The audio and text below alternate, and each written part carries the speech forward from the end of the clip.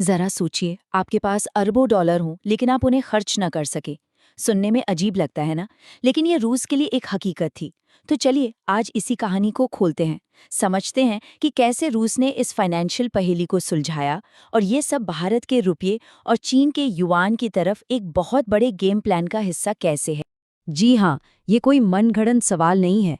ये वो असल सिचुएशन थी जिसमें रूस फंस गया था। उसके पास बेशुमार दौलत तो थी, पर वो उसे छू भी नहीं सकता था। सवाल ये उठता है कि आखिर इतना पैसा आया कहाँ से, और सबसे जरूरी, ये फंस कैसे गया। तो इस कहानी की जड़ें हैं तेल में। हुआ ये कि इंटरनेशनल पाबंदियों की वजह से जब रूस ने भारत को तेल बेचा तो उसे पेमेंट डॉलर या यूरो में नहीं बल्कि भारतीय रुपये में लेनी पड़ी। देखते ही देखते इंडियन बैंकों में अरबों रुपये जमा हो गए। अब दिक्कत ये थी कि इन रुपयों को वापस डॉलर जैसी किसी ग्लोबल करेंसी में बदलना लगभग नामुमकिन था। मतलब ये पैसा भारत में एक तरह से फ्रीज हो गया था, रूस के लिए पूरी तरह से बेकार। तो सवाल है, ऐसे फंसे हुए पैसे का आखिर किया क्या जाए। जवाब सीधा है, इसे काम पर लगा दो।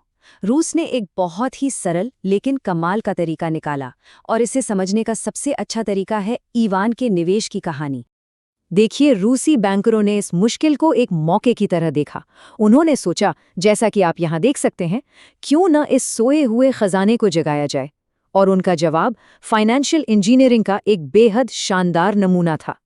तो ये सिस्टम काम कैसे करता है? बहुत ही सिंपल और असरदार तरीके से। पहला स्टेप, इवान जैसा कोई भी आम रूसी निवेशक अपने रूबल से फर्स्ट इंडिया नाम के खास फंड में हिस्सेदारी खरीदता है। दूसरा स्टेप, ये फंड रूस के उन्हीं अरबों रुपयों का इस्तेमाल करता है जो पहले से भारत में फंसे हुए हैं। तीसरा स्टेप, इन रुपयों को सीधे सीधे भारत के मेन स्टॉक इंडेक्स यानी निफ्टी 50 में इन्वेस्ट कर दिया जाता है। और आखिर में चौथा स्टेप, इंडियन मार्केट से जो भी मुनाफा होता है वो ईवान को वापस रूबल में मिल जाता है। बस हो गया काम, फंसी हुई करेंसी एक फायदेमंद एसेट बन गई। लेकिन रुकिए, ये ईवान की कहानी सिर्फ एक छोटे मोटे रिटेल इन्वेस्टमेंट की नहीं है। ये तो एक बहुत बड़ी स्ट्रैटेजी का, एक तरह से कहें तो ट्रायल रन था। पश्चिम से दूर और पूरब की ओर एक बड़ा इकोनॉमिक शिफ्ट। भारत के साथ ये फंड तो बस शुरुआत थी, असली खेल तो इससे कहीं ज्यादा बड़ा है। तो चलिए अब बात करते हैं इस स्ट्रैटेजी के असली पावर हाउस की, रूस का चीन के साथ फाइनेंशियल अलायंस। अब हम आम निवेशकों की बात नहीं कर रहे हैं, बल्कि यहाँ बात हो रही है देशों के बीच होने वाले बड़े बड़े स्ट्रेटेजिक इन्वेस्टमेंट्स की। जरा इस स्क्रीन पर ध्यान दीजिए, दोनों फंड्स के बीच का फर्क एकदम साफ नजर आ जाएगा। एक तरफ है इंडिया फंड, जो आम रिटेल इन्वेस्टर्स के लिए है और जिसका मकसद स्टॉक मार्केट में पैसा लगाना है। लेकिन दूसरी तरफ है रूस चाइना फंड, यानी RCIF, जो कि पूरी तरह से एक अलग ही लेवल की चीज है। ये सरकारी कंपनियों के बीच का मामला है और इसका मकसद है इंफ्रास्ट्रक्चर और एनर्जी जैसे बड़े स्ट्रेटेजिक प्रोजेक्ट्स को फंड करना। तो ये अलायंस आखिर कितना बड़ा है, अंदाजा लगाइए। अकेला रूस चीन इन्वेस्टमेंट फंड 35 बिलियन डॉलर से ज्यादा के एसेट्स मैनेज करता है। ये एक बहुत बहुत बड़ी रकम है जो सिर्फ और सिर्फ उन प्रोजेक्ट्स के लिए है जिनसे दोनों देशों को सीधा फायदा हो। और कहानी सिर्फ इस फंड पर खत्म नहीं होती। अगर पूरी पिक्चर देखें तो रूस और चीन के बीच लगभग 86 जॉइंट प्रोजेक्ट्स चल रहे हैं, जिनकी टोटल वैल्यू 225 बिलियन डॉलर्स हैं।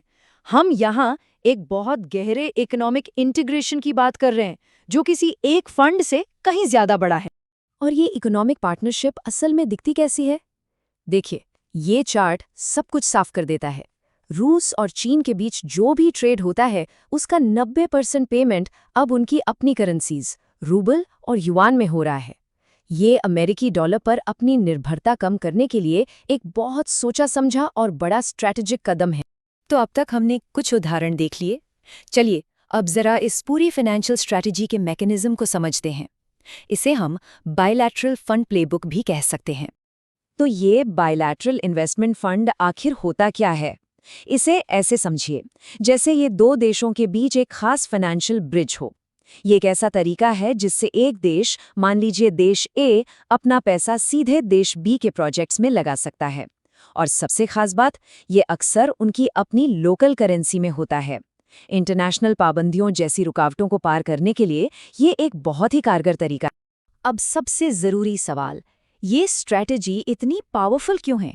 इसका जवाब छिपा है एक सिम्बायोटिक रिलेशनशिप में, मतलब एक ऐसा रिश्ता जिसमें दोनों ही पार्टियों का फायदा हो। चलिए इस विन विन सिचुएशन को और गहराई से समझते हैं। देखिए, एक तरफ है रूस जैसा इन्वेस्टिंग देश। उसे क्या फायदे हैं?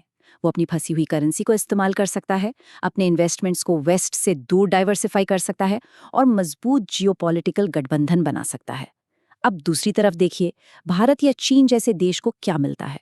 उन्हें फॉरेन कैपिटल का इन्फ्लो मिलता है, उनके मार्केट्स में स्टेबिलिटी बढ़ती है और उनके ट्रेड रिलेशंस भी मजबूत होते हैं।